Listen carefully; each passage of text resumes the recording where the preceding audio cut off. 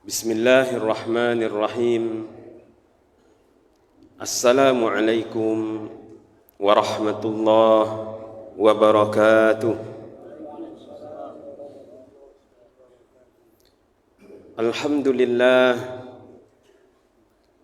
Alhamdulillahi rabbil alamin wal aqibatu lil muttaqin la haula wala quwwata illa billah.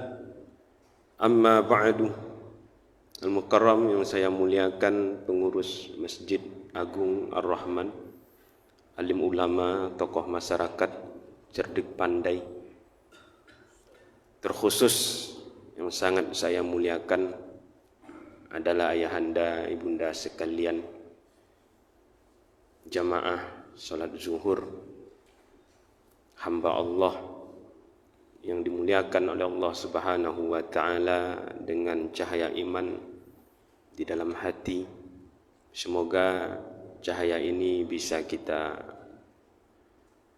jaga hingga akhir hayat. Amin, amin ya rabbal alamin. Tiada kata yang pantas kita ucapkan pada siang ini melainkan daripada kalimat yang sangat berharga, kalimat yang sangat bernilai di sisi Allah Subhanahu wa ta'ala, yang mungkin menurut ego dan kesombongan kita kalimat ini tidak berharga sama sekali, tapi pahalanya kita akan lihat bersama-sama nanti di akhirat kelak. Itunya ucapan yang selalu kita baca di setiap salat. Alhamdulillahi rabbil alamin. Segala puji hanya milik Allah, pengatur alam semesta ini,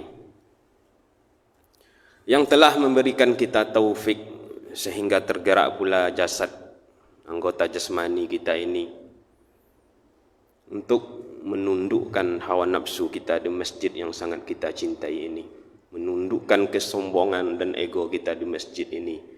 Kita menghambakan diri kepada Allah Subhanahu wa ta'ala. Ini adalah nikmat yang besar. Kita ucapkan sekali lagi, Alhamdulillahi rabbil alamin.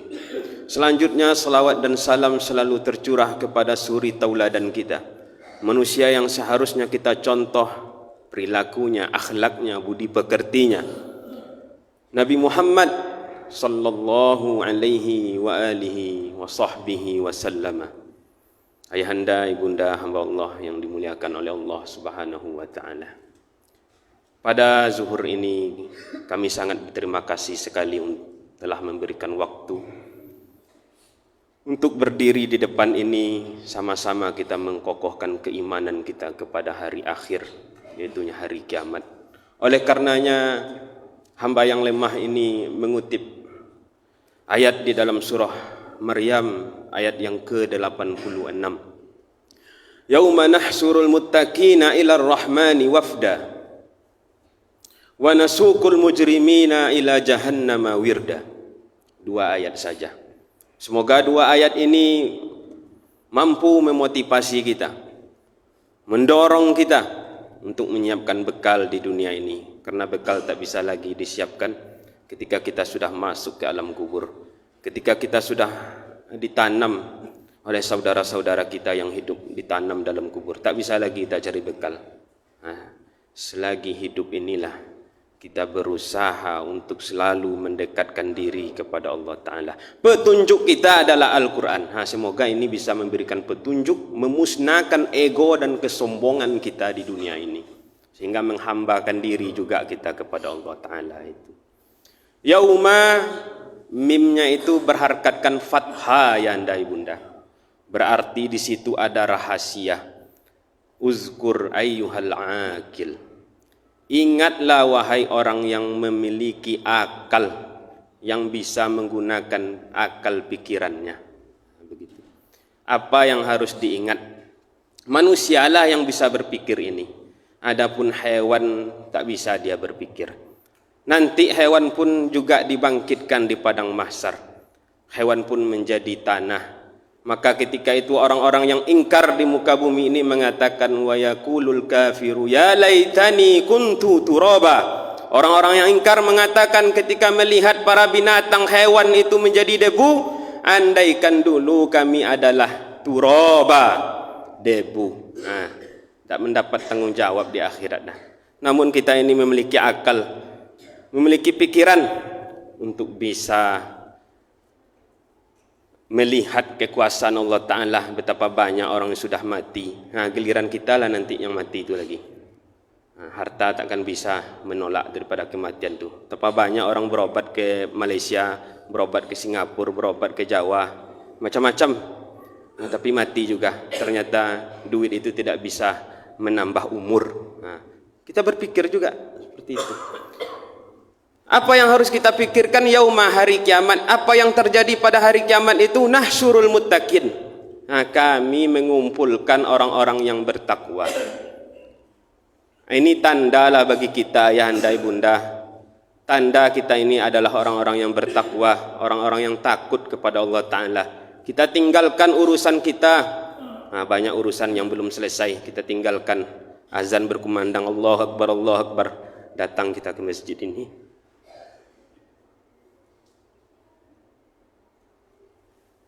Semoga ini tanda kita ini adalah orang yang bertakwa. Jadi nanti orang yang bertakwa ini, orang yang menjalankan syariat ini, orang yang selalu berjalan pada syariat Nabi Muhammad sallallahu alaihi wasallam.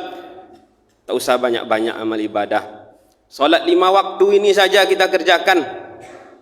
Betapa banyak orang yang sudah meremehkan salat. Ku anfusakum wa ahlikum naro. Jagalah diri kalian dan keluarga kalian daripada api neraka. Memang kita solat, tapi anak-anak kita tak solat. Memang kita solat, tapi keluarga-keluarga kita tidak solat. Jaga diri kita itu, jaga juga keluarga kita.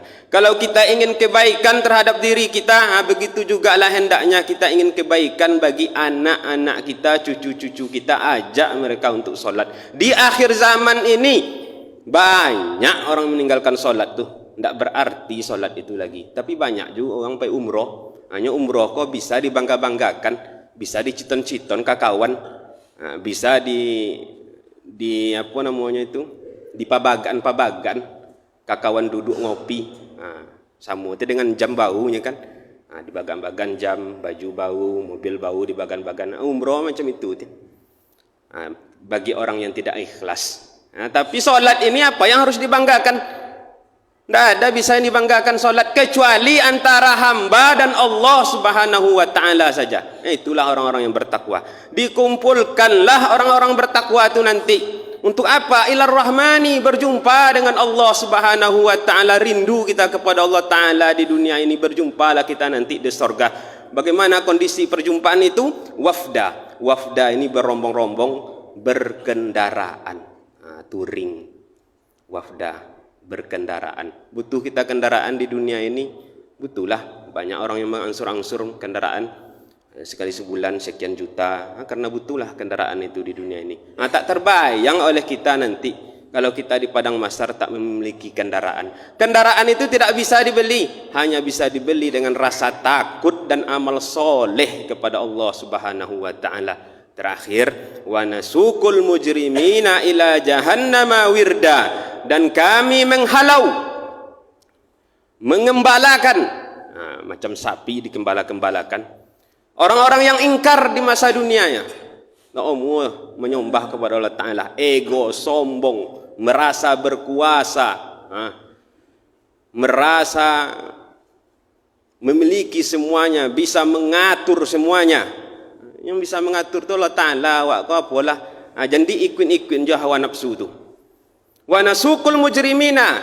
Kalau kita ikuti hawa nafsu kita itu, takkan mau kita tunduk kepada Allah Ta'ala itu. Digiringlah oleh malaikat azab nanti ila jahannama, untuk masuk ke neraka jahannam namo. Bagaimana kondisinya?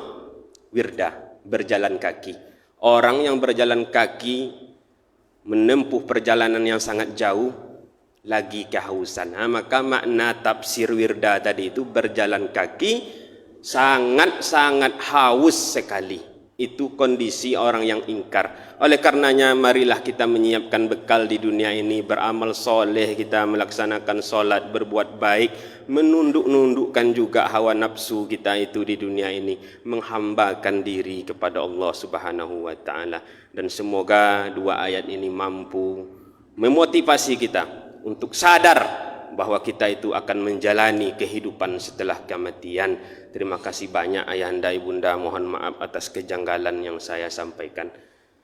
Kalau ada baiknya mari kita bersama-sama melakukan kebaikan, dan apa yang saya sampaikan itu hanyalah untuk diri saya sendiri. Dan kalau ada baiknya mari juga kita masih bersama-sama di dunia ini, bersama-sama pula kita di sorga nantinya. Amin amin ya rabbal alamin.